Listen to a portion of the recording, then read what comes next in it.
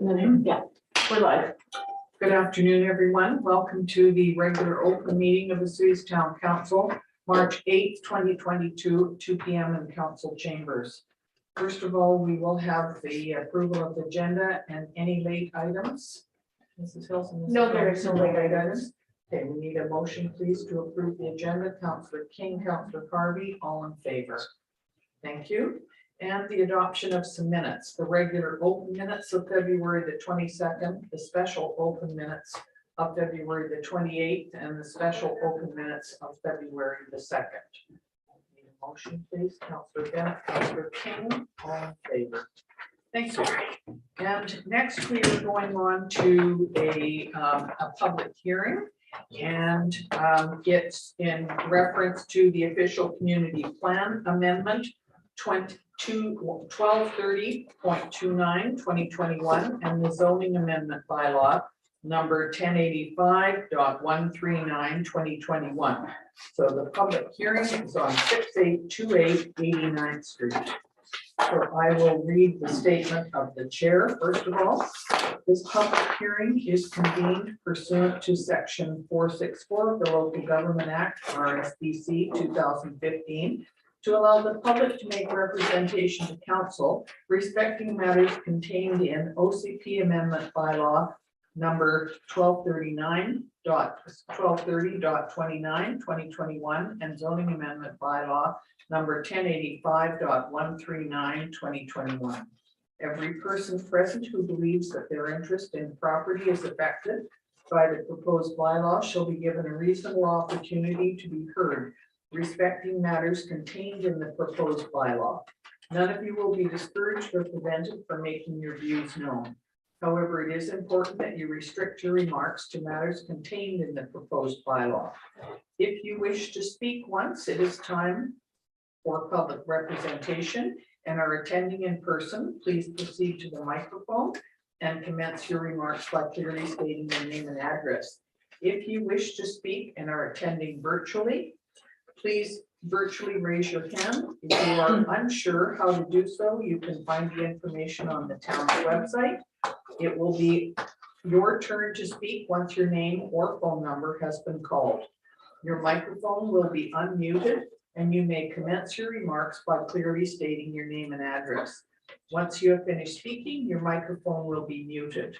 If they wish, members of council may ask you questions following your presentation. However, the function of council at this public hearing is to listen to you rather than to debate the merits of the proposed bylaw. In accordance with the council procedure bylaw, presentations by members of the public shall be limited to a maximum of 5 minutes each. If a person has additional information that they are unable to provide within that time frame, they shall be given further opportunity to address council after all other interested members of the public have been heard a first time. Please refrain from applause or other expressions of emotion during this public hearing so that we may ensure as impartial a hearing as possible. After this public hearing is adjourned, council members will not speak to the public on this matter until after the matter has been dealt with at a public meeting. After this public hearing has concluded, council may, without further notice, give whatever effect council believes proper to the representations made at this hearing. Mrs. Hilson? I can confirm that notice of the public hearing is given in accordance with the Local Government Act and Community Charter by distributing the notice as follows: publishing in 2 consecutive editions of the Times Chronicle on the February 23rd and March 2nd, placing on the notice on the bulletin board at Town Hall and the Planning and Development Services on the 23rd of February, posting the notice on the town's website on February 23rd and distributing via e-news on the 23rd of February. And notices were mailed out and hand delivered on the 23rd of February to properties within the 16-meter radius. Thank you. Are you going to do a summary of the staff report as well? Yes, I can. Okay. So the purpose of the meeting is to seek public input on the official community plan amendment 123029 2021 and the zoning amendment bylaw number 1085.139 2021, which received first and second reading on November 23rd. And then council read the zoning bylaw amendment number 10-139, second time as amended on the 22nd of February. So the official community plan bylaw number 123029 is an amendment to the official community plan as it allows the subject property to be rezoned to accommodate the proposed multifamily development. And the zoning amendment bylaw number 1085-139-2021 would allow for a multifamily residential development consisting of a 40-unit apartment building for the property located at 6828. Thank you. And I will confirm that the town did receive correspondence, 2 letters, which have been included in your package. Okay, so I will now ask for speakers. No, you're gonna, Ms. McKay's gonna read her report. I apologize. Go ahead, please. Go ahead, Ms. McKay. Thank you, Mayor Reportoff. So council will recall that first and second reading to the official community plan amendment bylaw number 1230.29/2021. And first and second reading to zoning amendment bylaw number 1085.139/2021, both occurred on November 23rd. And then council did raise some comments and some questions at that particular meeting, following which the applicant reduced the number of units from 47 to 40 and reduced the footprint of the building on the site. And then it was brought back, the proposal was brought back to council on February 22nd, which time a second reading was rescinded and council read the bylaw for a second time as amended. So the applicant is proposing, of course, to develop the eastern portion of the property, that is the portion of the property which faces 89th Street with a 40-unit apartment building. The remainder of the property facing Nighthawk Drive will be developed with the 5 townhomes, and that is in compliance with the current zoning, which is the R7 zoning on the property. Now, we did hold a public information meeting on February 22nd at the Sonora Center. It was advertised in the paper and also through our e-news. 2 members of the public attended. They both live adjacent to the subject property, just to the south in the multifamily development there, but they both spoke in favor of the proposal. And specifically, they were pleased that the building was set back from the property and not close to the property. So just for the viewscapes, etc., from their particular property. So we'll recall that as part of our OCP review, we did have a housing needs report prepared. That was submitted to town council, of course, the province of British Columbia in accordance with part 585.2 of the local government act. Now, this report outlined data related to housing needs in our community, and it also made recommendations on best practices. At the time the housing need report was prepared, we actually estimated that we're short about 129 units at that time. We'll recall that was a couple of years ago now, and if you watched anything on social media, you know that number is quite a bit higher. Now, we did have extensive public consultation as part of the OCP review, and the new bylaw received first and second reading from council. Key policies in that OCP review are acknowledging the need for additional 1 and 2 bedroom units, that we need more rental units, and we also discussed the interconnection between the solid supply of affordable housing or attainable housing, as the word we like to use now, and new job creation and a healthy community. So both the townhome site and the multifamily building will be are in multifamily development permit areas, and they will require the issuance of development permit. Now, the proposed development is aligned with the multifamily development permit area guidelines. And also Schedule B of the current report provides a draft of the development permit, so you can get an idea of what we're looking at so far. If council were to move forward, of course, prior to final adoption of the zone amending bylaw, we would be bringing forward the development permit. So the options before council: option 1, no CP amendment bylaw number 1230.29 be read a third time, and the zoning amendment bylaw number 1085.139 be read a third time. Option 2, council determines that consideration zoning bylaw number 139 should take place at a later date, or option 3, of course, is council defeats the bylaw at third reading. Now, staff are in support of the proposal to rezone the portion of the property to accommodate a new rental apartment building. The project is considered a good start to help address the housing shortage in the community. It is, of course, only one project and cannot possibly be expected to address all of our housing needs. So implications for the community, of course, the community does benefit from the addition of rental housing units. Organizationally, the preliminary development proposal package was forwarded to outside agencies and no concerns were raised specifically. On December 8th, the Ministry of Transportation granted approval and a development permit sign or development sign was posted on the subject property. The proposed zoning map has no implications for the town's budget. And then as per, of course, section 475 Local Government Act, we did provide appropriate consultation with organizations and authorities that may be affected. I'll speak to that more. The public information meeting was held, and again, as noted by Mrs. Hilson, notification of the public hearing was placed in 2 consecutive issues of the Times Chronicle and was mailed to registered owners and also hand delivered on February 22nd, 2022 to tenants in occupation of properties within a 60-meter radius of the subject property, and then notices were placed accordingly on Town Hall and Planning Development Services notice boards. Following the issuance of a multifamily development permit, the applicant would then have 2 years to substantially commence the work.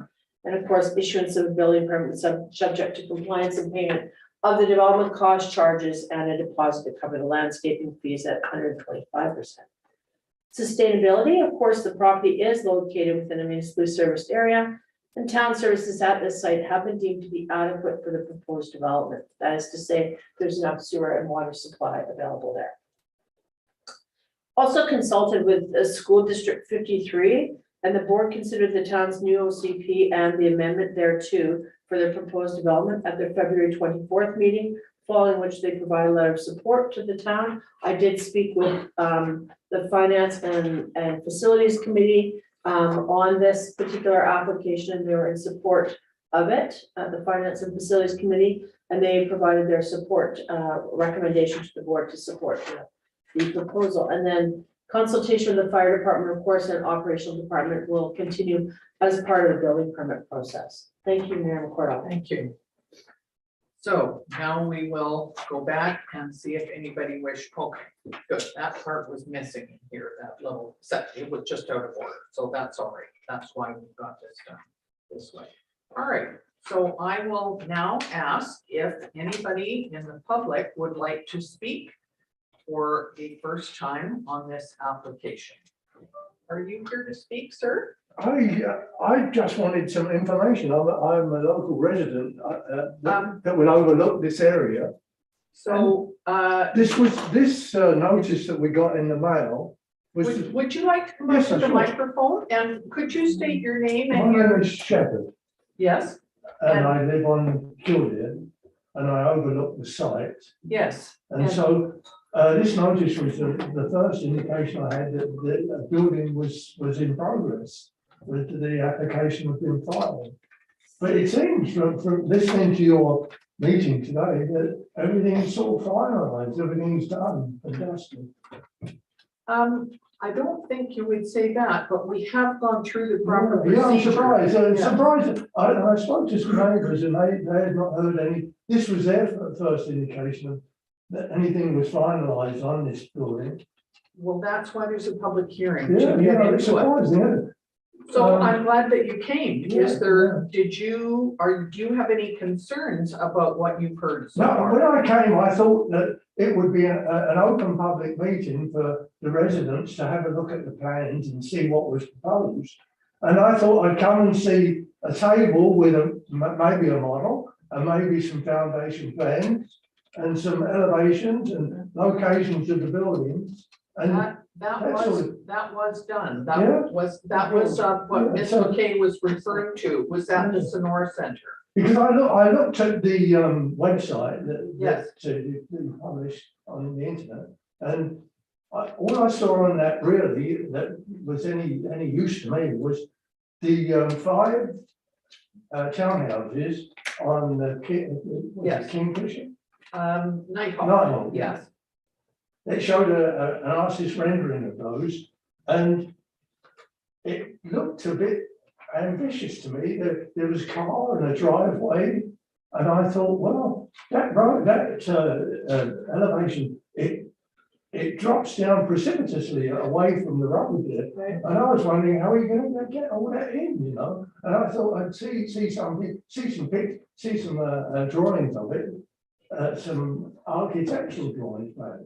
Well, I think Ms. McKay could probably help you with that if Yeah. you went to the planning department, am I correct? Absolutely. Mayor Yes. McCartney. Certainly it's there. It has been presented at, we've talked about it at council before, and it was the notices were in the paper and that type of thing. That's what we're required to do legally. And in fact, I think that has been done. That's Yeah, been, and you yeah. know, it's going to come as a surprise to most people that I've talked to. Yeah, and the locations of the two buildings, the multi-story building, Yes, on your plans that you published on the internet, there was no foundation shown on that where it was going to be located, how far it was going to be located from 39th Street. well, it's actually down on 87th Street. That's how you get to that one, the 589, sorry, 89. The top one that on Nighthawk has separate buildings on it, but That's right, the, yeah, and I yes. wondered how, you know, what the space would be between the two buildings. And I'm not sure, but you know what, you can certainly go if Miss McKay, who's in the planning department, would be happy to show you all that if you'd like to go in there tomorrow or make an appointment with her. Strange, you know, it's all going to be news to everybody that lives, I'm sure, you know. Well, there was a notice up Yeah, on the I property. wonder how many people read that. I'm You know, sorry, because it's sort of waste ground, all that area, isn't it? There's nobody walks on that side of the road. There's no sidewalk there. no, that's true, that's across the street, Yeah, but yeah. go I ahead, have a Councillor question. King. The letter you received, did it identify to you that there would be an open house? Nobody said. No. No. The first one was this notification that we got last week. Yeah. This one here. And you see on the back there, the. Yeah, an the- artist yeah, rendering. yes, But you can't make anything out from this plan of where the buildings are located in relation to one another, or how far it's set back from the road, or if there's gonna be a sidewalk along there. Or, I don't. you know, it's all a bit mysterious, really. So please, can I please tell you that anytime you do have a question like that, there would be a number to call on there, and anybody at town hall would be happy to help you. And answer your questions or explain where you could get that And I information. also wondered at the time that you've got this great big building going up, down another level. And what's it, 147 units? No, 40 40 units. units. 40, I thought. 40. Yeah, I thought it was 140. No, Oh, okay. no, 40. Oh. And it had, yeah, and they've taken down the old house that was already there on the property. I don't know whether you've seen that, but, No, not. Oh, okay. Well, it's down on what they call Happy Hollow, which is what the locals call that area. But it's right across from the school playground. That's how you would get to that. Anyway, please go and look at, did you have something else? you So I just wanted to wanted add? to comment, I guess just for future, I know we've gone through the legal procedure, putting in the newspaper or website. But wouldn't it be prudent for when you send these letters out to identify an open house? Because a lot of people, more likely seniors, don't go on the town website. And if they're not really keeping in tune, I'm just wondering if that would be something for the future. That when you identify an open house that for your kind of the neighbors of the development, they're aware of an open house? Well, What, was that done, Ms. McKay? No. thank you, Mayor McCartney, through the chair, Councillor King. We notified the neighbors just through the notification in the newspaper. This had already been to council on 2 separate occasions. And so the notification was in the newspaper, which No, is and I typically- respect it's in the newspaper, but not everybody gets the Right. newspaper. I'm just thinking of future. right. If I'm not tuned into the town councils, I don't know it's Right. had first and second reading. Now I get a letter about these developments kind of after the fact, as this gentleman's kind of telling us, and we haven't passed it yet, sir, just so you know that. We're in the process of looking at I passing, see. so we haven't passed it yet. So I'm just thinking that future, it'd be worthwhile if that letter went out a couple of days before an open house to identify there is an open house, besides putting it in the paper on our website. Right, so certainly that's, thank you, Councillor King, that's certainly something we can look at as we update the land use procedures bylaw as a requirement Sure. in advance of holding a public information meeting, that we consider a mail out to the same persons that would receive the mail out for the rezoning. But what we're doing right now is the mail out for the rezoning, which is a Right. So I statutory respect that for responsibility. now, No, I'm I, just talking, I said future. Yeah. So would there be a timeline that you'd be able to look at that opportunity? To yes, change when we that? update the land use procedures. And when bylaw. is that scheduled? We're doing it right now. Okay, so if you could make a note of that, I think that would be beneficial to the neighbors in the new development. To come out to an open house. So there went at the public hearing, or public meeting that was held at the Sonora, there were two neighbors that did Okay. come. And they were apparently in agreement with what the process was and what was going on. Have you all seen the plans yourselves? We have seen them a couple of times at council, And- yes, and they've adjusted McKay the would have plans a as problem. well, as Ms. McKay just said. Could you tell me how far, will that, Yes. the apartment block be fairly close to 89th Street? Fairly close, but you know what, I would Yeah, suggest that number. you go in and see, There's Ms. a number. McKay. Just, I'd be happy to answer Oh, the sure, go question. ahead. If you So have that answer, if go you'd ahead. like me to, I can certainly show you that the apartment building was actually set well back from 89th Street. The distance between the rear property line for the apartment building is actually what is required under the current high density multifamily zoning. So the setbacks are actually, they do meet the setbacks that are required for the actual structures under the high density or the R7 zoning, as we're familiar with, which is 6 meters from the rear property line. So the building itself is set back from the 89th. The actual number is right here. It's about 13 meters. There's a whole parking lot in the front of the, this is 89th, sir, and there's an entire parking lot in the front of the building, so along 89. And then what will the space be between the two buildings? 6 meters from the rear property line of the multifamily, and then from there, 6 meters to the townhomes. So 12 meters in total, So not very far. which is what's required under the current zone. And will there be a sidewalk on? The side, For the length of 89, length of Nightfall? no, the sidewalk is on the west side of that road, not on the east side of that road. There will be street improvements along the front, in front of the townhomes. And then as, the long-term, development plans for 89th have not yet been secured. Yeah, because there's not much land there to play with, is there, on Nightfall? No, but the applicant is required to dedicate land along that road, to widen that road. Yeah. So, we appreciate you coming and asking the questions, and please contact the town or the planning department if you have any further questions. Or if any of your neighbors, you said they didn't know about it either, they could certainly contact Ms. McKay and get some information. What's the council policy on sidewalks anyway?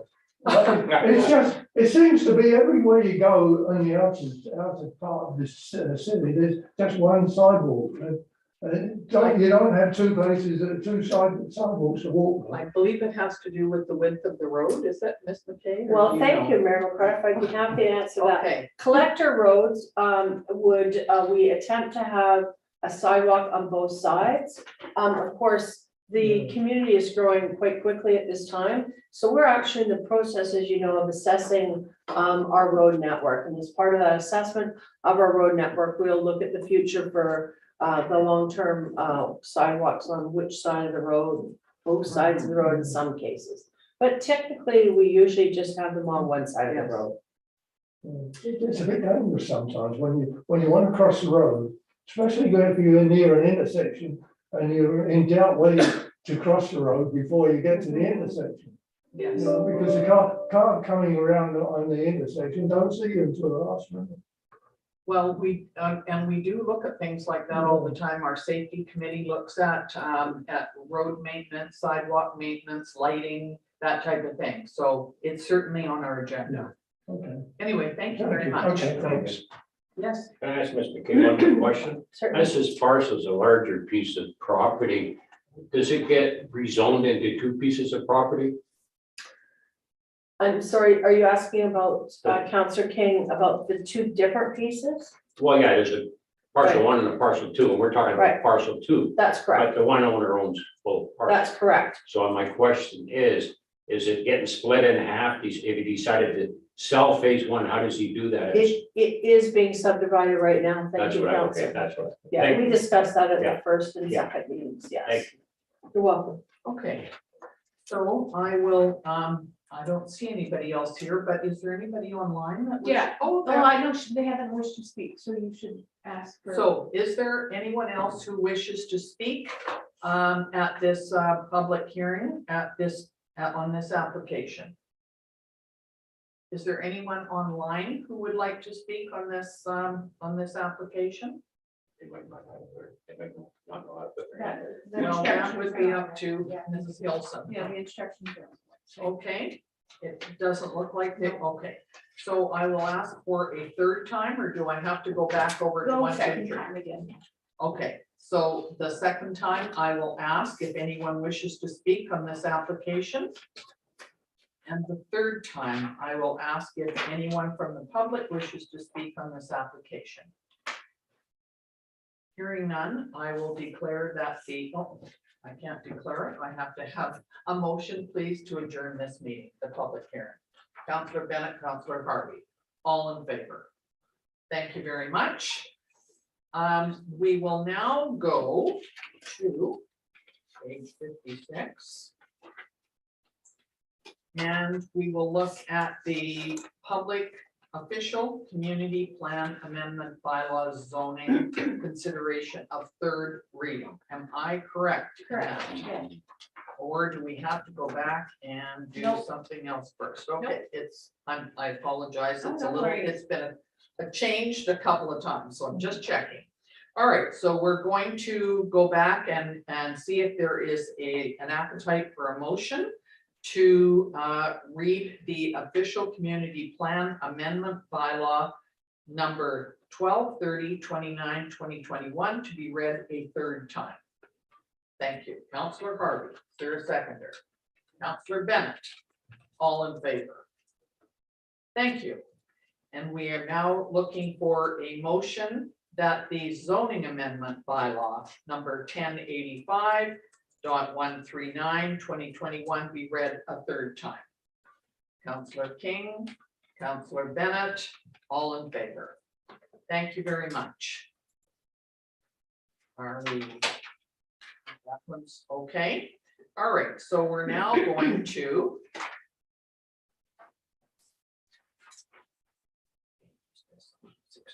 there are no water matters, unfinished business or correspondence.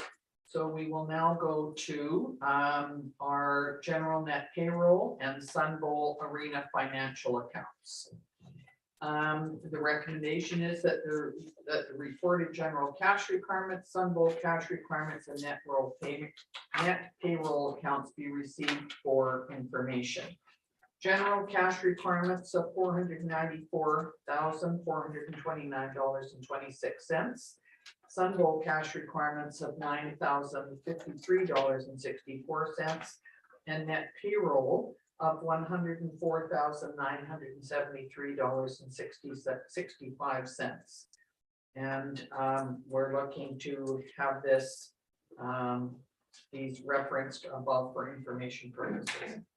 Could I ask a question about the general cash requirements, Mr. Zackel? It's quite a bit more than it was last month. Is there something specific that gets paid on this particular month that would put that up so high? At this time of year, we're starting to pay some of our MFA payments, debt payments.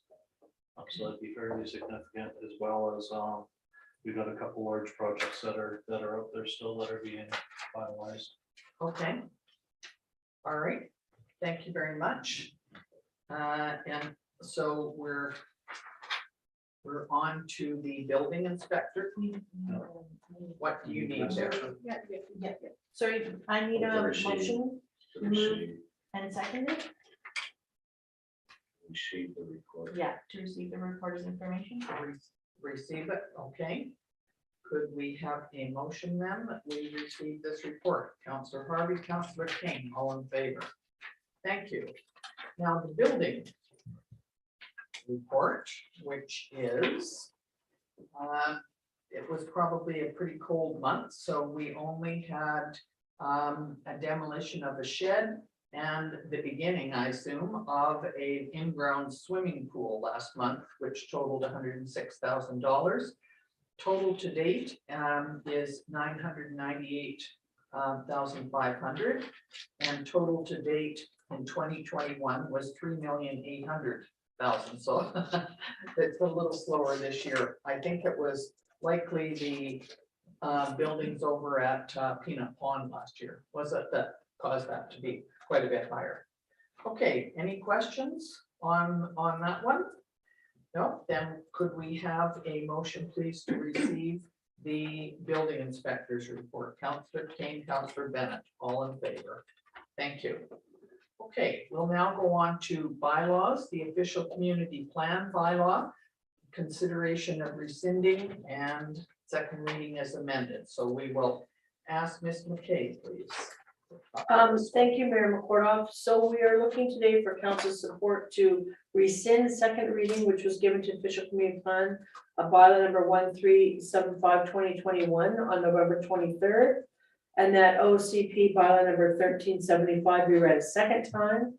And then again, that OCP bylaw 1375 be amended at second reading by making the recommended changes that are set out in the report presented to you today, and that council vote on the amendment.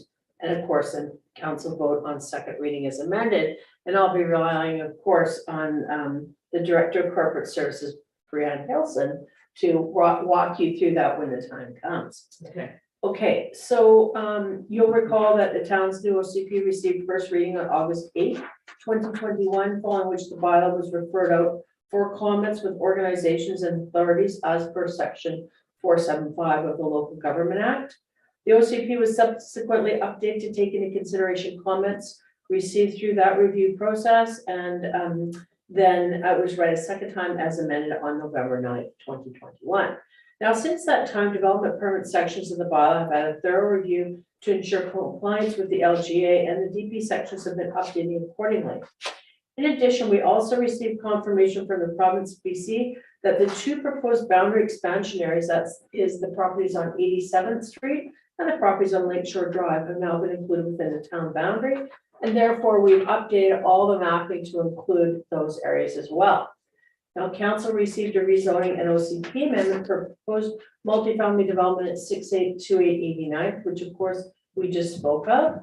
Now, the amending bylaws were at their second reading at that time, and they're scheduled to proceed to the public hearing, which just occurred. Now, what we did here is that we actually updated the maps in advance to include those properties in a comprehensive development area. But of course, it doesn't mean that council is committed to moving forward with it. It just meant that it prevented us from getting mixed up in a mess where we're adopting a bylaw that's going to be rescinded. That is to say, the current OCP. So yeah, and these things are little snags that we just need to find a creative way to address.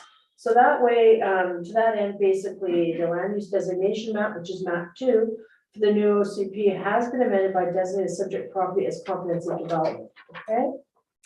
Now, Schedule A to this report, of course, outlines the specific changes made to the OCP, and Schedule B provides a red line version of bylaw 1375. Now, the following section here in my report provides sort of a brief summary of the updates and the changes that were made to the OCP. And I put it in this format so that we could just have a conversation about it. So growth management, table 5.2 reflected the change in land use designations on 6828, pardon me, 89th Street. And as previously discussed, with respect to designations in the agriculture, we updated the context to reflect the addition of the agricultural properties that we just included within the town boundaries. With respect to development permit area guidelines, we updated text in the justification section to provide clarity on the authorities which are granted to the municipality under the Local Government Act to establish development permit areas, and also to further designate development permit areas under sections 4.8A, which has to do with energy conservation, water conservation, and greenhouse gas emissions, and reduction to enhance sustainability efforts in our community. We also updated the required documents and reports of subsection 0.6 to state the authority of local governments under section 4.8.7 to require development approval information as part of an application process. And then again, for the environmental and hillside development permit areas, they were also referenced, and they how they might development in those areas might pose impacts to the natural environment, and therefore we might request sorry, let me have a drink of water. We might require additional technical documents as part of that process. Thank you. And then again, under the mixed use commercial development permit and industrial area, remove the guidelines that requirements, required documents and supports, reports, and guidelines that may be classified as particulars of the development's landscaping and exterior design. In other words, what we did was remove the sections that were specific to color notations. Okay, and then again, under multifamily residential, remove the designation as intensive residential development permit area to better clarify between the intent of DP areas 1 and 2. With respect to repairing, we added requirements specific to retroactive developments, and that was to address the unique situation that's currently happening with respect to the provincial government and the riparian areas protection regulation. And I won't get into too much detail about it because it is a bit overly complicated. Basically what's happening at the province is developments around the province that were supposed to get a development permit or a riparian area study that didn't do so and move forward with their development have been trying to apply retroactively, and they haven't had any success. But in our particular community, we don't have a lot of that happening here, or actually I haven't been able to tell you, I didn't come across any in my research developments that occurred when the riparian area regulations were enforced, and we issued a DP in absence of compliance with that, because they all occurred prior to riparian area regulations coming into play anyway. So for example, along Main Street with the Hotel Row along there, those were all in place long before the riparian area regulations came into play. So with respect to maps, we updated the town boundary map again to include those 8 parcels previously under the RDOS jurisdiction, updated the growth management maps to include those parcels on 87th Street in the growth containment area. We updated the map 2 to redesignate again 682 and designate new parcels again at 5221 Lakeshore Drive and 5217 Lakeshore Drive as agricultural. Designated new parcels at 9227, 9223, 9215, 9211, and 9207 87th as low to medium density residential. Again, those are the ones that came into the town boundaries. And then we updated the ALR mapping to include parcels on 87th and Lakeshore Drive. And that, of course, was also requested from the Agricultural Land Commission as part of those parcels coming into the town. And then we revised the title of map 16 to reflect the change in name from DPA Area 2 from intensive residential to Southeast Metal Art to, so there's less ambiguity there. And with respect to implications, the community, of course, benefits from clear and effective regulations and policies. Organizationally, following council's consideration of the proposed amendments to the OCP bylaw number 1375, we would then schedule a public hearing, and notice will be given in accordance with Division 3 of the Local Government Act. There's no impact to the budget associated with this report. And again, I note that further, the adoption of an OCP does not commit council or any local government to proceed with any works or projects that are mentioned in the plan. That's very clear in the Local Government Act. There are no risks to the financial plan or risk implications at this time. We are proposing a public hearing date of April 12th, 2022. And the long-term environmental sustainability of Suze Lake is a primary concern, of course, of our integrated community sustainability plan, and that is reflected in our new OCP. So the official community plan was received by the school board's finance and facilities committee at the regularly scheduled meeting on February 9th. And I attended that meeting online and presented an overview of the new OCP. Members of the committee asked general questions about the new OCP regarding the function of the OCP, and I did explain, of course, it's a visionary document, it's not prescriptive in nature. And the committee passed the following resolution. Their recommendation was that the Board of Education provide a letter to the town of Suze in support of the OCP, including amendments made to the plan. And of course, the school district board then met on February 22nd, at which time that recommendation was received, and a formal letter from the board has been received, and I believe it's included within the package now. Is it in here? Because we did receive it. And again, the amendments to the regulations are included again in Schedule A, and then the red line version of the new OCP is Schedule B. Thank you, Mayor. Thank you very much. All right, so now we're going to. Well, thank you for listening. Anyway, I'll leave you now. Thank you very much Thank you for very much. attending. I have a question. Yes. First of all, I want to thank you very much. I don't know if the public understands this is over 250-page document. It really guides the town moving forward. I do have one question though, Ms. McKay. On page 5, when you kind of break out the area of our town, and then I go to page 6, you've got your Parks and Rec at 258 hectares. Now we're down to 161. So I'm just curious what happened to the other 90 hectares. So thank you, Councillor King, and no, I have to rack my brain to think about when we changed that, but I do recall we changed it because we had the golf course originally in as part of the parks, and it was a request at council that we remove it from the total parkland area in that schedule. And where do we move it to? That's a good question. It can't be low density, right? Only big number would be recreation, I guess. That's a question, that's, yes, recreation. I see that now. No, it's great how you split it out. It's more defined, I guess now. It's good. I do recall now, Councillor King, the fact that it was you that requested that. Did you have a question? Just a comment, and April 12th for public meeting and adoption, presumably. That will be the Possibly. recommendation.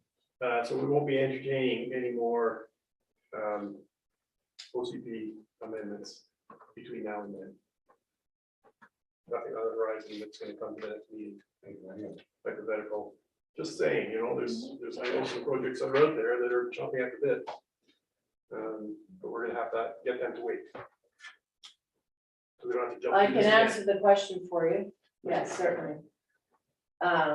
There is a proposal coming forward on April 12th for council to consider moving forward with an OCP amendment. The intent was to that council could consider receiving the application, and then council at their discretion could consider first reading only, so that it would start the referral process. And then following that referral process, they could read the bylaw conceivably first and second. If an application were to come forward. But that would be amended to this Correct. OCP.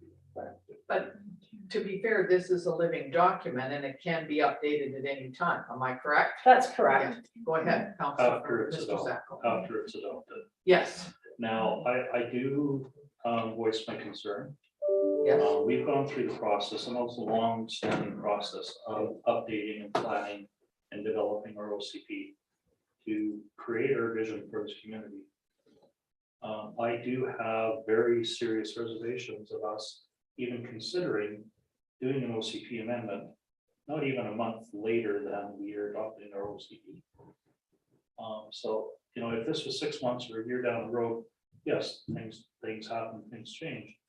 But I just caution that this come forward from a staff perspective, I would be recommending that we're not doing it. Still council's perspective and prerogative of if they wish to make the changes.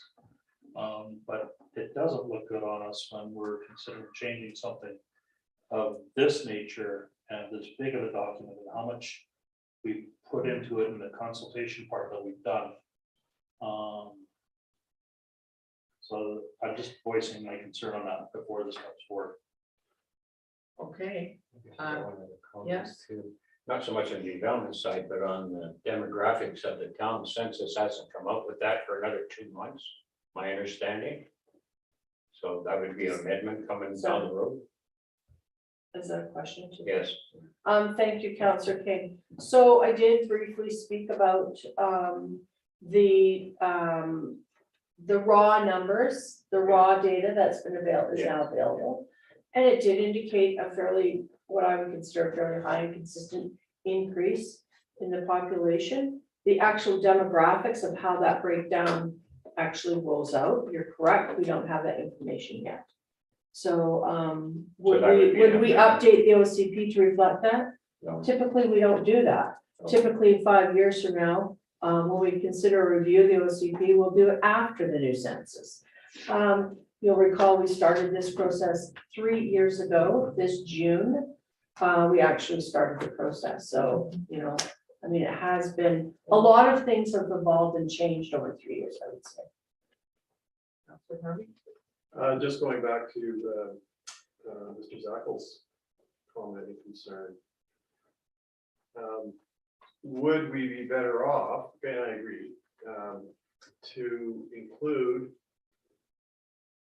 a CD designation on the development that we're anticipating on April 12th? In today. As council, Mayor Recorder through the chair, thank you, Councillor. You would certainly can do that. You would then request that as part of your recommendation that the land use map be updated to include that particular property as a comprehensive development area. But if we did it in today's motion, Right. then it would be ready to, we wouldn't have to do an OCP amendment. Right, on that. That's correct, or the alternative is, right, the alternative, as I say, would be that the said application come forward and council read it a first time only.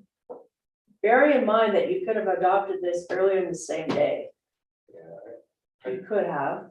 Or do we not have the public hearing on April the 12th and deal with this first and have the public hearing at a later date? I would recommend you go the other direction, you have the public hearing for the OCP first. Otherwise, or as the mayor points out, you could hold this and I could bring forward the said application at the next council meeting on the 22nd. Yeah. And then if council's moving in a direction that they think they might be in favor of that application. Yeah, I would have to see the new applicant. I can't make a Yeah. decision. No, to I change it appreciate before that. I mean, I appreciate that. that's And not- That would look pretty bad. Yeah, I. now I can explain to you why I'm suggesting that you may want to do, consider this OCP in its way it sits right now. If said application were to come forward and council were to consider reading it for a first time only, or just accepting the application, and proceeding with the referral process, you would be making an amendment to an OCP that is just adopted. So is this something that we have not had on our agenda before? You have not. Oh, it's something new over here. So I have no idea what it is, so that's fine. But I'm wondering, Mr. Zackel, how you would see us moving forward one way or the other. Well, ultimately, we need to tidy up our current OCP amendments and zoning bylaw amendments that we've got on the docket right now. We need to finalize our OCP that our major rewrite that we're doing. We need to ensure that those two are tied together so nothing is missed or dropped off. So that we're doing that planning part of it first. Sometimes we're better off to wait and then be able to bring it forward as a new item and not muddy it. Okay. Not to have that perception that council pushing something through or anything. You don't want council to get sit in a situation where, you know, we've made a bad Yeah. decision in that respect. So So, that's why I'm cautioning. I'd rather see us wait. If it was to come forward right now, my recommendation is no. We should Right. not do anything to this. Or approve this. And- But in a little bit of time, councils can really think about it. so in other words, follow through what we've got here on Yes. the OCP and then deal with that at a later stage. Correct. Is there a rush on this other item? Well, thank you, Mayor McCordoff.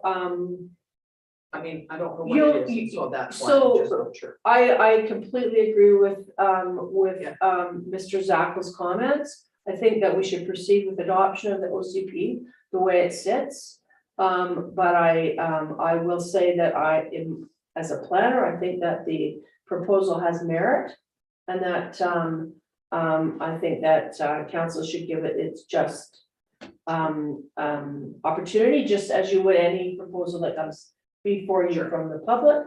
And certainly, we could delay the review of that proposal until after the OCP is adopted. And then it would be a clean slate with the OCP sitting here as it is. And then my report would speak to the pros and cons of why that proposal may make sense and council may want to consider it as part of, as a new proposal. To update, as you say, what I also consider to be a living document. So I thank you for making that note, Mayor McCordoff. Okay, so that's thanks to everybody for their 2 bits worth on here. So I'm going to go back to what we have on the agenda and look at what has been recommended here. That council rescind second reading given to the town of Vesuvius official community bylaw number 1375/2021 on November the 23rd. That's the first thing we're going to do. All right, could we have a motion to, thank you, Councillor King, Councillor Bennett, all in favor? Thank you. Next, we need a motion that the town of Vesuvius official community bylaw 1075/2021 be read a second time. Yeah, so we need to move in a second on that. Yes. It's not voted on. So this will be read a second time. Councillor Harvey, Councillor Bennett, all in favor? No, sorry, we now go to, yes, the Now next somebody part, sorry. needs to amend it at second reading. All right, When- and so it will be amended at second reading by making the recommended changes that are set out in the revised bylaw attached at our meeting today. All right, so is there somebody who would like to move that we do that? Councillor Harvey, Councillor King, all in favor? Now- Next. Now you're gonna go back and vote on the second reading. Now we're gonna go back and on to be official, to be read a second time. All right. This is confusing today. Is there somebody who'd like to move that? Councillor King, Councillor Bennett, all in favor? Thank you. Is that one now Yes. completed? Yeah. All right, thank you very much. Now, we'll move on to the next wild one. I should have stayed a few more minutes. Oh, it's getting better now. Yeah, right, for sure. Okay, the foreshore zoning W1 to W3, consideration of first and second readings. Ms. McKay. Now, thank you, Mayor McCordoff. Now, council will recall that you recently approved a rezoning proposal for property located at 8,000 Cottonwood Drive. This new development provides for a 58-unit residential development of mixed single-family townhomes and condominium units. Now, the developers are seeking council support for strata marine facility. This is important with a maximum of 60 slips. It may be smaller. Now, the draft marina shown on attachment B is just for illustrative purposes. We just did a drawing of what it would look if we actually had 60 slips there. So final design again of the marina will be determined by the provincial regulations and the RAW reports, et cetera, or any other foreshore reports required through the province, not through the town. So the upland property is of course encumbered with 2 covenants. The covenants were registered on title as part of the previously approved CD zone that is indigo. The intent of the covenants was to prevent a strata marine facility from locating the foreshore. A request to council to authorize discharging the covenants would of course be presented at the time the final adoption of this amending bylaw was considered by council. Now, staff are in support of removing the covenants as they were specific to the previous development proposal, in that it actually states in the covenant that it is tied to that rezoning, okay? So the new marina facility would be similar in nature to the other strata marine developments, which are south of the subject property, and it will serve the needs of the residents only. The provincial approval process for the strata marina or the moorage use within the foreshore of Suze Lake ensures that the development adheres to the best practices, which may include baseline marine habitats, which is that, of course, all that is at the discretion of the province.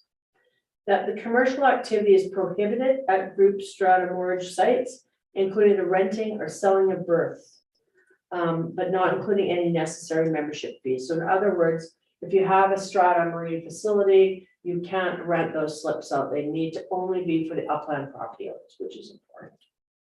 So in this case, the upland property owner is Cottonwood Lakeshore Developments. The applicant is Joshua Hall.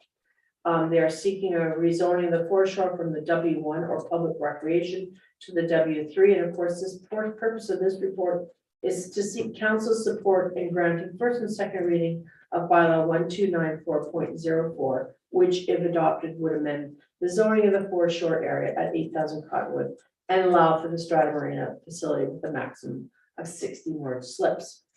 Now, Trademark Industries out of Penticton on behalf of Cottonwood Lakeshore Developments is in the process of obtaining the necessary provincial approvals for the strata marina. Now, I know that is premature in a sense because zoning isn't there and et cetera. But in order to actually do this in a timely fashion, because the province is so backed up that they felt it was in their best interest to take that chance, so to speak.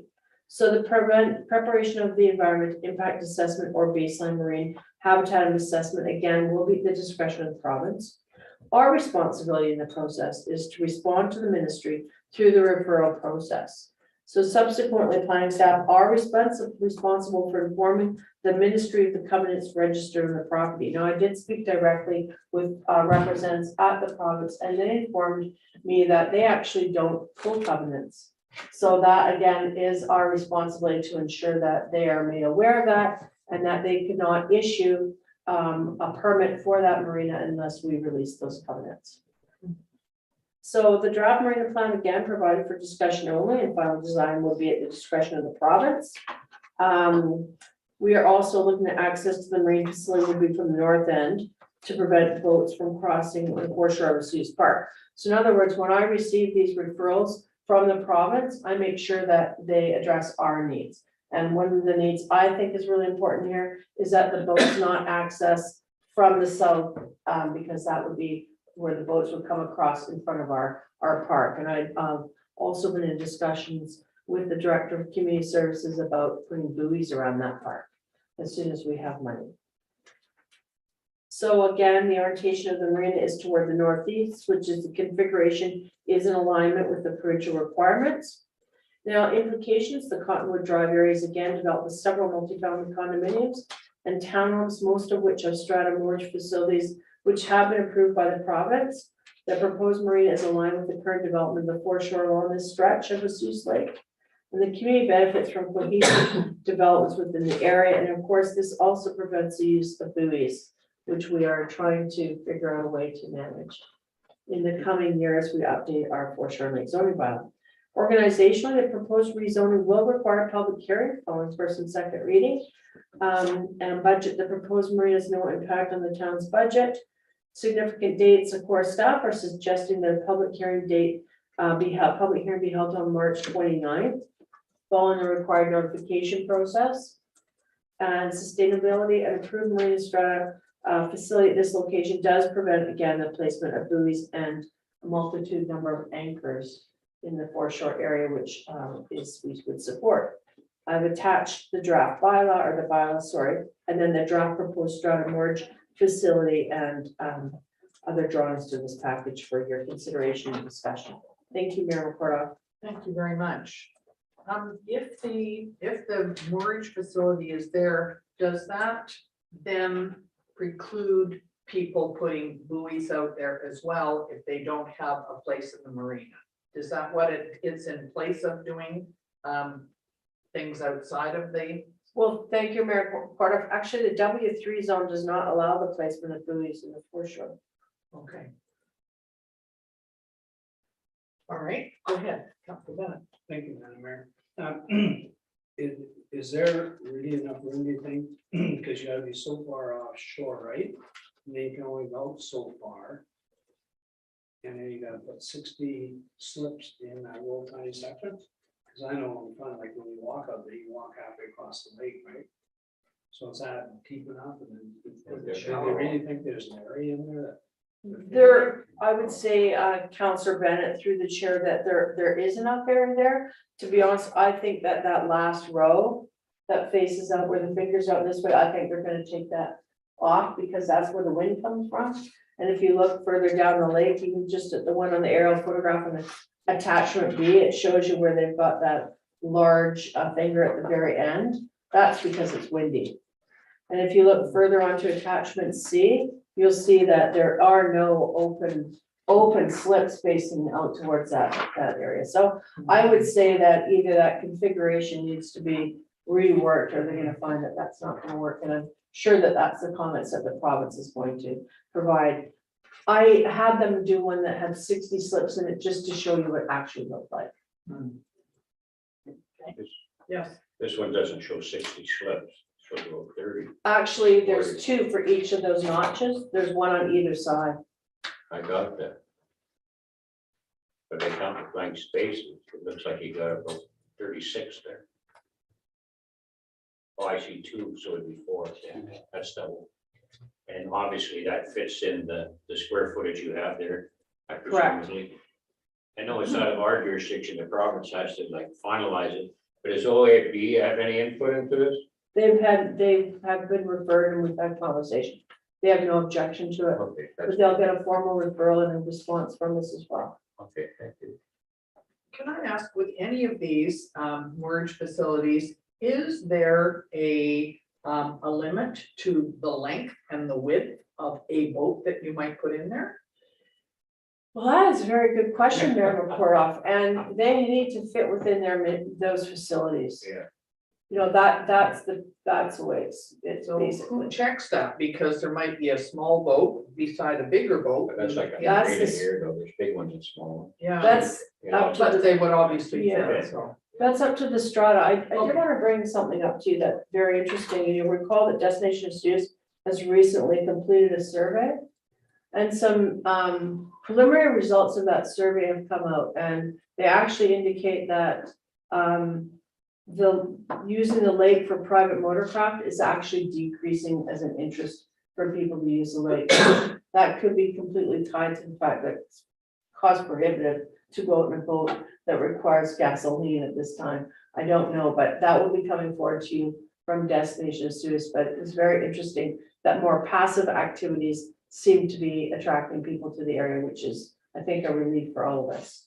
So you're talking about things like paddle boards and canoes Correct. and that kind of thing versus. the big- Sailboats. Yeah, okay, I got it.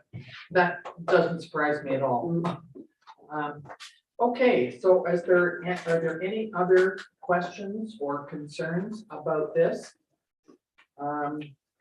If not, then we need a motion, please, that the foreshore and lake zoning amendment bylaw 1294.04/2022 be read a first and second time. Councillor King, Councillor Party, all in favor. Thank you very much. Okay, thank you.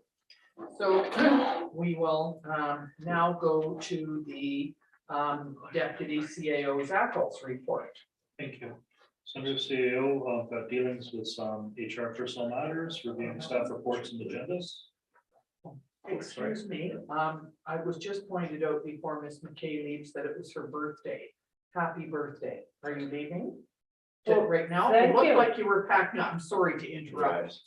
I'd be more than happy to listen to Okay, Mr. Zappel. All right, so thank you. That was, go ahead, Mr. Zach. Okay, So corporate services, director's been busy working on interviews, posting with their other various human resources issues with the town.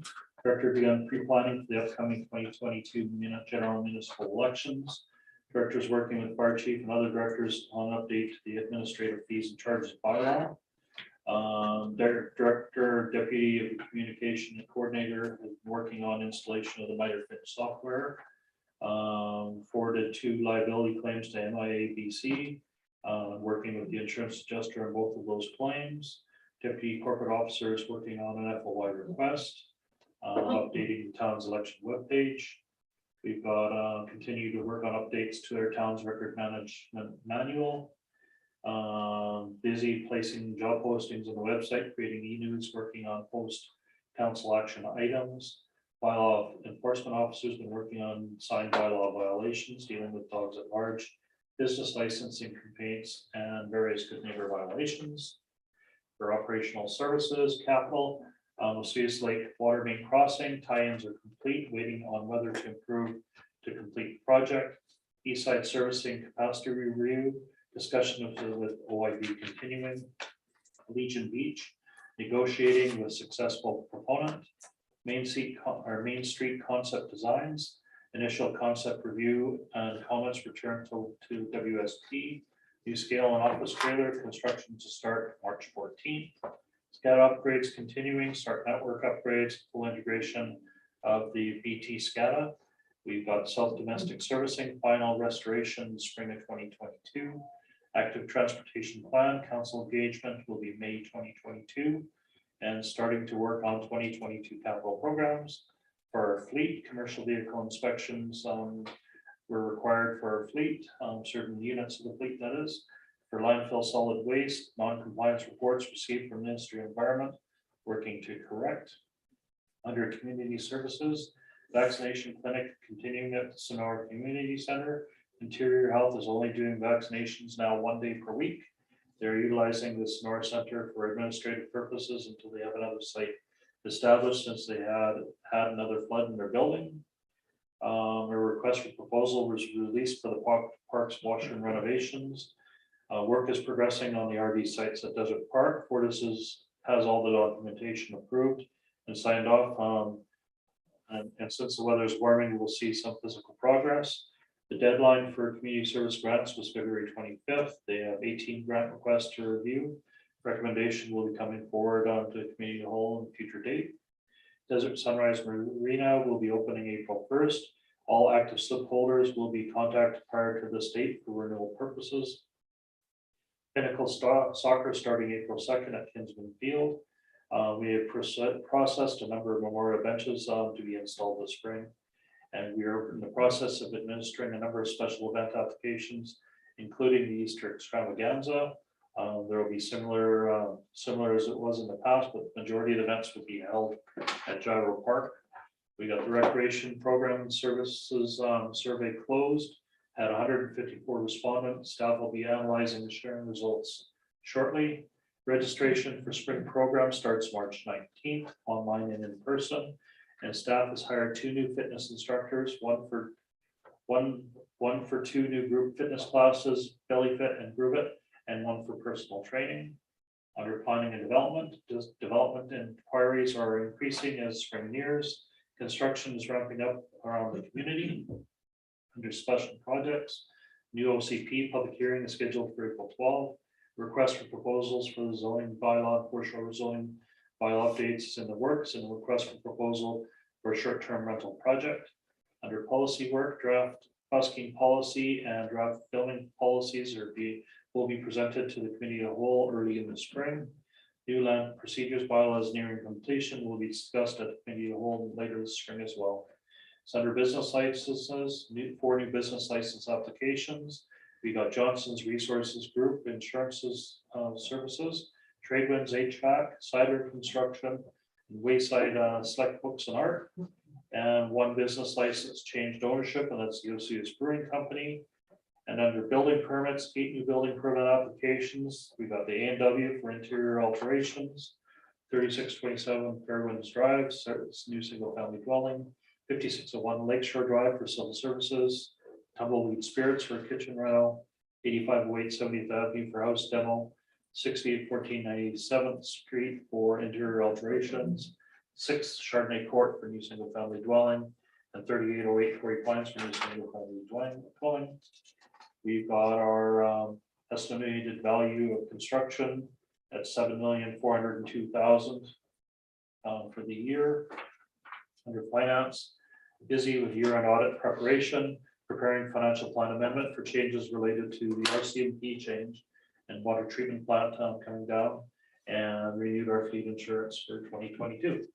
And that's the report. Thank you very much. Anybody have any questions? Okay, could we have a motion, please, to accept Mr. Zackel's report? Councillor King, Councillor Harvey, all in favor? Thank you. Okay, we'll go on to councillor reports. Councillor Harvey? I attended a meeting of the airport construction project oversight committee. Something like that. I'm not sure I got the name of the committee right. With Director McKay and 2 members of the Airport Society board. They reported that because of frost, the grading was delayed, although it's back in progress now. And anticipate paving to be done thereafter, not very much longer. All in all, and so moving on to let tenders or whatever mechanism for the other parts of the project, fueling, fence, and light outs. So anticipating having all that completed early summer. No specific date, but it leads to having to get underway with some form of interim management as to, you know, who gets what tie down when, who gets to decide which, you know, is the town, is it the society. So that'll be, you know, that's basically open, but we would anticipate needing such an interim management agreement by early summer. Okay, So it's going to be a push. thank you. Thank you, Councillor King, for pointing that out. Yes, I will be bringing forward a draft after a discussion with CEO Chapel and Mr. Zappa. Okay, so next is we have Councillor Rhodes, and he just texted me and said that he was not able to attend the meeting today. And he pointed out that this is the second meeting that he has missed in 14 years. So that's a pretty good record, I think. He's still out of the country at the moment. Councillor King. Thank you, Madam Mayor. First, I'd like to wish Ms. McKay a happy birthday. I believe it's her birthday today. Happy birthday. So happy birthday to you, and thank you very much for all the great work you've done over the past few years. This town is definitely moving bigger and better. I did attend with Councillor Bennett the community grants yesterday, and we reviewed them, and I guess Mr. Davis will bring them forward in a couple of weeks for council to look at. I'm glad that you guys were at that, so I hadn't heard that you were, so that's good, great. Councillor Bennett. Yes, thank you, Madam Mayor. February 23rd, School District 56. You may have heard some possibilities about functional closures of some schools. So everybody can be panicky. This is, you said 56, is it ours is 53? Are you talking about a different one or ours? 56 is valid, yeah, 53, Okay. sorry. 53, okay, I was worried. Yeah.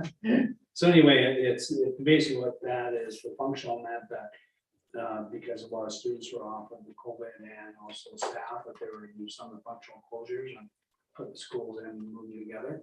But now that's over, that's fine, so there's no talk. So if you hear anything about some people talking about school closures, that's almost.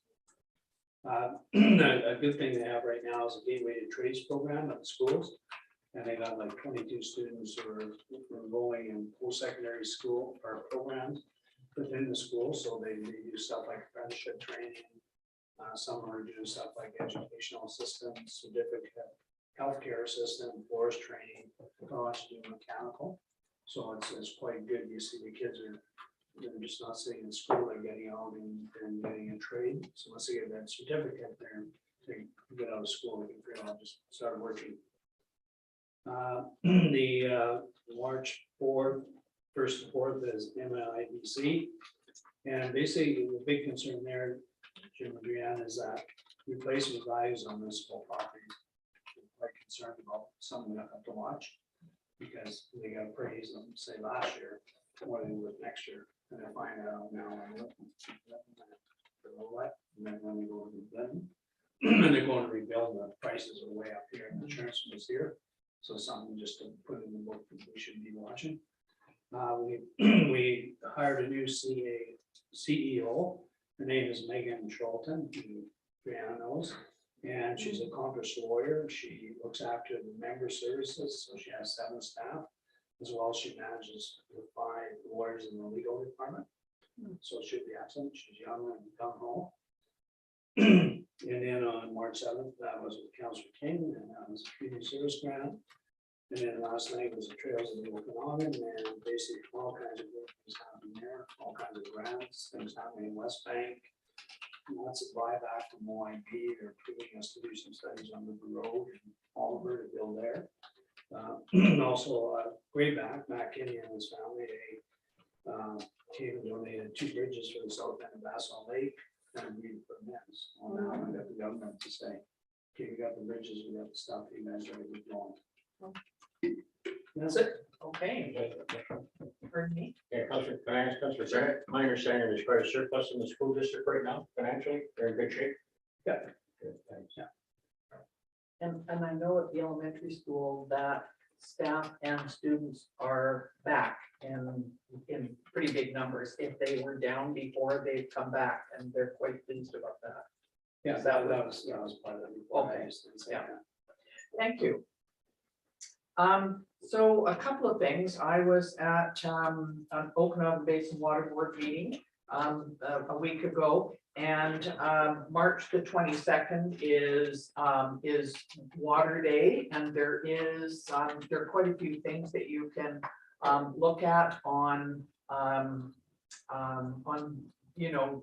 Zoom, and there's a thing that I've signed up for called Come Hell.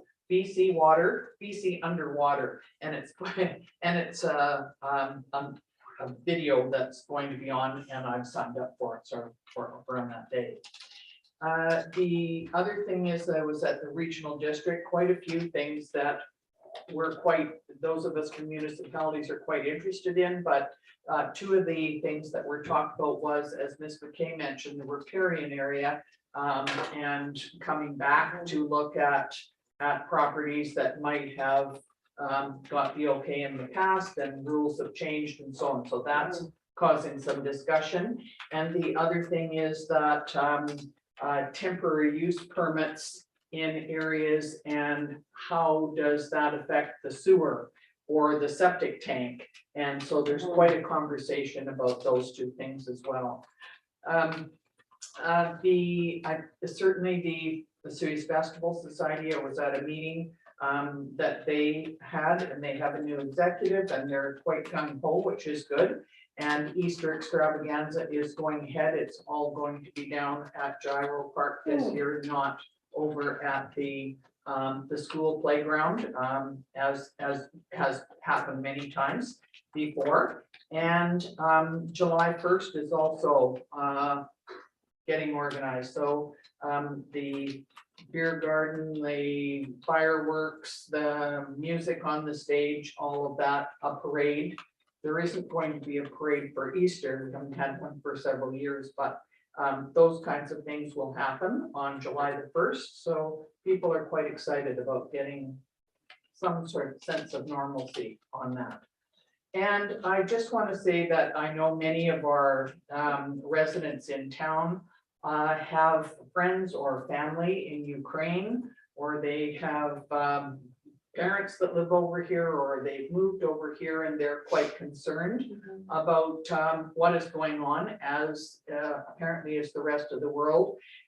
We do have some sunflowers in the front office that we put on the desk for people who come in, just to remind them, because that's the flower, the national flower of Ukraine. And just for everybody in town that has relatives or friends of Ukrainian descent, we're all thinking about the world at this point, because it's it's a little disconcerting to listen to the news, so we have to hopefully think of spring as being a renewal, and we have to make sure that we do things that give us a positive outlook and help each other and continue to, like we did in the pandemic, to help your neighbors and your friends and smile and be as helpful as you can. So that's all that I have for today, and so I will ask for a mover and a seconder, please, that pursuant to section 91C of the community charter, the council meeting closed to the public as the subject matter relates to labor relations or other employee relations. So I need a motion to move into in camera, please. Councillor Harvey, Councillor Bennett.